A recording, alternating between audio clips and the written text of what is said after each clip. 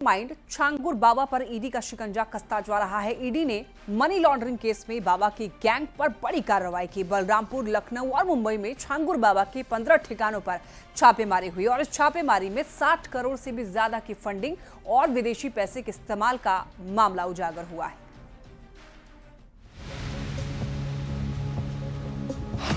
विदेशों तक फैला छांगुर के धर्मांतरण का नेटवर्क। छांगुर के धर्मांतरण मामले में विदेशी करेंसी की एंट्री। छांगुर के राजदार के मोबाइल से मिली विदेशी करेंसी की तस्वीर। छांगुर बाबा धर्मांतरण रैकेट पर जांच तेज हो गई है। ईडी यानी प्रवर्तन निदेशालय ने इस केस में बड़ी कार्रवाई करते हुए अलग अलग ठिकानों पर छापेमारी की। जांच के दौरान छांगुर के बेहद करीबी माने जाने वाले नवीन रोहरा के राइट हैंड शहजाद शेख का मोबाइल फोन जब्त किया गया। इसी मोबाइल फोन से ईडी को एक बड़ी लीड हाथ लगी। मोबाइल में एक फोटो जिसमें क्रोएशिया की करेंसी क्रोएशियन कुना नजर आ रही है। इस सुराग से यह अंदेशा और मजबूत हो गया कि छांगुर बाबा का यह धर्मांतरण रैकेट सिर्फ देश में ही नहीं बल्कि विदेशों तक फैला हुआ है और इसमें फॉरेन फंडिंग का भी इस्तेमाल हुआ है। एजेंसी अब शहजाद शेख के मोबाइल फोन का डेटा खंगाल रही है ताकि पता चल सके कि विदेशी करेंसी कहां से और किस मकसद से आई थी। ईडी को शक है कि धर्मांतरण की पूरी साजिश विदेशी पैसों के सहारे चलाई जा रही थी। विदेशी फंडिंग और धर्मांतरण रैकेट, छांगुर पर ईडी ने कसा शिकंजा। इस बीच ईडी की टीम ने विदेशी फंडिंग और धर्मांतरण रैकेट से जुड़े मामले में छांगुर पर शिकंजा कसते हुए यूपी और मुंबई में 15 अलग अलग ठिकानों पर एक साथ छापेमारी की, जिसमें बलरामपुर, लखनऊ और मुंबई के ठिकाने शामिल रहे। सूत्रों के मुताबिक ईडी की इस छापेमारी में लगभग 40 करोड़ रुपए की संपत्तियों से जुड़े दस्तावेज जब्त किए गए हैं।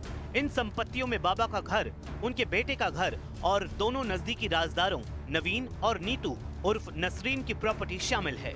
बलरामपुर कोर्ट में क्लर्क राजेश उपाध्याय के चिन्हट स्थित मकान पर भी छापा पड़ा, जिनकी पत्नी के नाम पर जमीन खरीद की बात सामने आई है। वहीं मुंबई में शहजाद शेख के बांद्रा और माहिम के फ्लैट पर छापेमारी हुई, जहां से कुछ आपत्तिजनक दस्तावेजों के मिलने का दावा किया गया। इसके साथ ही छापेमारी में ये भी पता चला कि नवीन उर्फ जमालुद्दीन के खाते से शहजाद के खाते में 1 करोड़ 20 लाख रुपए ट्रांसफर हुए थे। जानकारी के मुताबिक ईडी की छापेमारी से मिली संपत्तियों को 2 से 3 हफ्तों में अटैच कर दिया जाएगा। छांगुर बाबा सिंडिकेट पर ईडी का शिकंजा कस चुका है और अब इन दस्तावेजों के जरिए कई और कड़ियां जुड़ने की संभावना है। अवैध धर्मांतरण के साथ लैंड जिहाद का आरोप। छांगुर बाबा पर सिर्फ अवैध धर्मांतरण का आरोप नहीं है बल्कि उनके ऊपर लैंड जिहाद का भी बड़ा आरोप है। आरोप है कि छांगुर बाबा ने अपने गुर्गों के जरिए बलरामपुर उतरौला के रहने वाले सोहेल खान नाम के एक शख्स की करोड़ों की संपत्ति को हथिया लिया। न्यूज 18 इंडिया से बातचीत में सोहेल खान का दावा है कि उनके मामा की करोड़ों की संपत्तियों को उनकी नौकरानी को बरगलाकर उनकी पत्नी बनाकर संपत्तियां दूसरे के नाम ट्रांसफर कराई गई। इन संपत्तियों को खरीदने के लिए पैसा तमिलनाडु से आया। छांगुर उर्फ जलालुद्दीन पर हर दिन नए खुलासे हो रहे हैं। इस मामले में ईडी पूरी तरह से एक्टिव है। ऐसे में देखना यह है कि छांगुर बाबा के राज और कितने गहराते हैं। धर्मांतरण के मास्टरमाइंड छांगुर को लेकर हर रोज नया खुलासा हो रहा है। पीड़िताओं को विदेशी कॉल के जरिए धमकी दी जा रही है। वहीं जलालुद्दीन उर्फ छांगुर के नए कोडवर्ड का पता चला है। धर्मांतरण का कोड दिया गया था धरती पलट। 7 दिन के रिमांड के बाद यूपी एटीएस ने एक दिन पहले ही छांगुर और नसरीन को लखनऊ जेल में दाखिल करा दिया है। इधर ईडी की टीम भी बलरामपुर से लेकर मुंबई तक छांगुर और उसके सहयोगियों के ठिकानों पर छापेमारी कर रही है।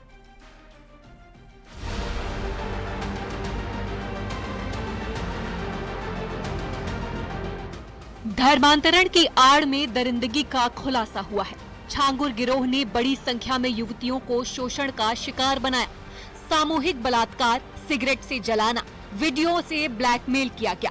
धर्मांतरण का सिंडिकेट चलाने वाले छांगुर को लेकर हर रोज नए नए खुलासे हो रहे हैं। सनातन धर्म में वापसी के बाद पीड़िता को सऊदी से धमकी दी जा रही है। सऊदी से भारत तक धर्मांतरण का कोड वर्ड तय किया गया है, जिसका नाम दिया गया है धरती पलट। इसी नाम पर होता है बेटियों का सौदा। मेरी छांगुर पीर बाबा से चांद औलिया दरगाह उतरौला में मेरी वहाँ मुलाकात हुई थी। वहाँ मुलाकात मेरी जो अबू आमिर की बहन है उम्मे रकीबा, जो नीतू नसरीन जो भी गिरफ़्तार हो चुकी है, ये उसकी दोस्त है। उम्मे रकीबा के द्वारा मेरी मुलाकात, और अबू आमिर का जो भाई है डॉक्टर अबू सईद अंसारी, ये लोग मुझे वहाँ लेकर गए थे। तीनों लोग अपना धर्म परिवर्तन कर लो, खुशहाल ज़िंदगी जियोगे, हमारे यहाँ कोई परेशान हाल नहीं रहता है और यहाँ हम सबकी मदद करते हैं। कोई भी मतलब परेशान नहीं रहेगा यहाँ पे, और बुत परस्ती में कुछ नहीं रखा है, पत्थर पे माथा टेकने से भी कुछ नहीं मिलता है। 1500 से 1600 लड़कियों का जो है धर्म परिवर्तन करवाया गया है, और छांगुर का 500 से ज़्यादा एजेंट है सऊदी के अंदर।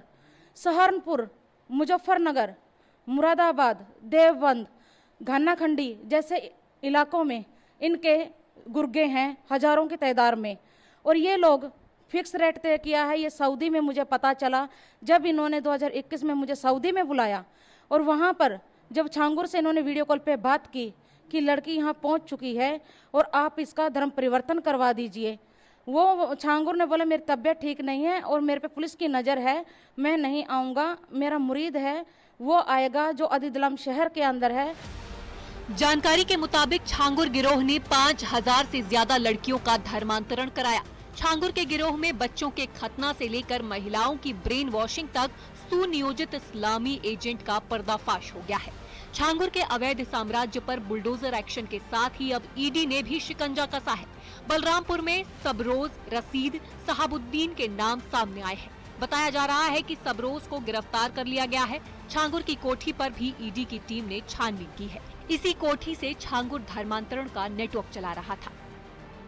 ईडी की लगातार छापेमारी उतरौला में चल रही है। उतरौला में 12 स्थानों पर छापेमारी की जा रही है। आप देख सकते हैं कि असीपिया हसनी हुसैनी कलेक्शन, जो छांगुर बाबा का एक प्रतिष्ठान, महत्वपूर्ण प्रतिष्ठान छांगुर का माना जाता था, जलालुद्दीन उर्फ छांगुर, यह प्रतिष्ठान भी नीतू उर्फ नसरीन के नाम से था। इसके अंदर अभी ईडी की छापेमारी चल रही है। जवान यहाँ पर तैनात हैं, अंदर ईडी के अधिकारी मौजूद हैं। उन दस्तावेजों को खंगाला जा रहा है, वे दस्तावेज जो काफी महत्वपूर्ण हो सकते हैं इस पूरे मामले में। पूरे देश में ये छापेमारी की जा रही है। अवैध धर्मांतरण के मास्टरमाइंड जलालुद्दीन उर्फ छांगुर के खिलाफ यूपी एसटीएफ और एटीएस के बाद ईडी की 12 टीमों ने बलरामपुर में छांगुर के अलग अलग ठिकानों पर शिकंजा कसा है। ईडी ने छांगुर के 14 ठिकानों पर छापा मारकर जांच शुरू कर दी है। 9 जुलाई को ईडी ने मनी लॉन्ड्रिंग के अपराधों की जांच के लिए छांगुर के खिलाफ रिपोर्ट दर्ज की थी। जलालुद्दीन उस छांगुर की कोठी पर इस समय हम मौजूद हैं। वही कोठी जहां पर बुलडोजर की कार्रवाई हुई थी, जहां से काले साम्राज्य का संचालन किया जा रहा था, वहां पर ईडी पहुंच चुकी है। ईडी के अधिकारी अंदर तमाम दस्तावेजों की छानबीन कर रहे हैं। ये वही कोठी है जहां से कहा जा रहा है कि मधुपुर से ही, इसी कोठी से पूरे काले साम्राज्य का, धर्मांतरण के काले साम्राज्य का संचालन किया जा रहा था। आप देख सकते हैं कि ईडी के तमाम अधिकारी अंदर मौजूद हैं, बाहर जवान तैनात किए गए हैं। अंदर काले साम्राज्य का जो भी दस्तावेज, जो भी साक्ष्य है, वो इसके अंदर छिपा हुआ है। ईडी उसी को तलाश करने के लिए आई है। यही वो जगह है जहां पर बुलडोजर की कार्रवाई हुई। छांगुर के ठिकानों पर ईडी का बड़ा सर्च ऑपरेशन चल रहा है। यूपी के बलरामपुर से लेकर मुंबई तक कार्रवाई जारी है। बैंक खातों में सैकड़ों करोड़ों के लेन देन और विदेशी बैंकों में खातों की जानकारी ईडी की टीम जुटा रही है, जिससे छांगुर के आर्थिक साम्राज्य को ध्वस्त किया जा सके। Bureau report, news 18।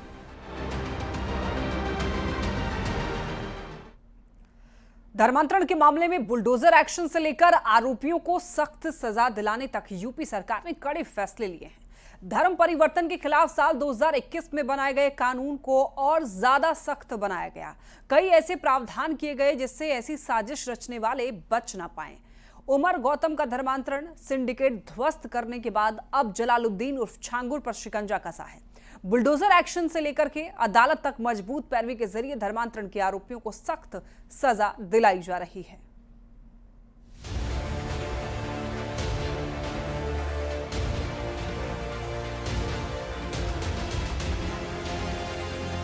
योगी सरकार ने अवैध धर्मांतरण को रोकने के लिए साल 2021 में गैर कानूनी धर्म परिवर्तन के खिलाफ पहला कानून बनाया था, जिसके बाद से लगातार कार्रवाई जारी है।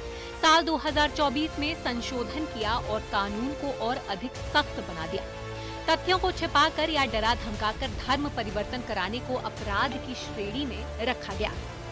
विधेयक में उम्र कैद तक की सजा का प्राविधान किया गया है।